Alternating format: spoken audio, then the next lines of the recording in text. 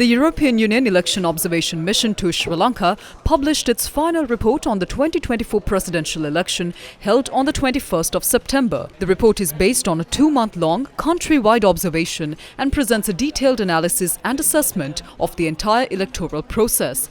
As part of this report, the mission offers 16 recommendations aimed at strengthening and refining future electoral processes in line with Sri Lanka's international commitments to democratic elections. And the fact that the country has had the presidential elections and then the parliamentary elections signifies a real milestone, because it's meaning the country has come back to normality. The country has come back to the normal institutional electoral politics, overcoming this period of street protest, and we are very happy to having been witnesses of this process, this peaceful transition to this period, to the normal activity of the institution regarding elections. The mission noted several positive developments, including significant reforms aimed at enhancing transparency and accountability in campaign finance and greater inclusion of youth in the voter lists. Overall, the mission concluded that the electoral legal framework is well developed and the collaborative engagement of the ECSL and civil society made a positive contribution to the election. Fundamental freedoms were respected throughout the campaign and voters had genuine political alternatives to choose from. Meaning the campaign was absolutely peaceful and energetic. There was a real choice among different alternatives, and the general freedoms or the fundamental freedoms were absolutely respected. The voting day, the election day, was calm and well organized, and the staff, it was absolutely professional. The trend has been reassured.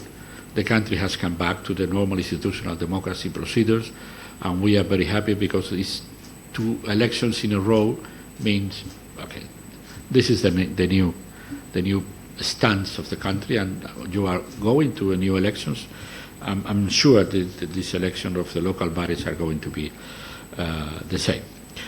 I'm coming back with my team in 2 years. This is what we call the follow-up mission, meaning we have to assess what happened with our recommendations, because the political will is there. I'm sure we are being very happy in 2 years when we are being here to check what happened with our recommendations. But in the meantime, we encourage any institution of the state having capacity to deal with this recommendation to start the process as soon as possible. The EU EOM final report recommends meaningful advancement of the participation of women in politics and strengthening of enforcement mechanisms against the misuse of state resources.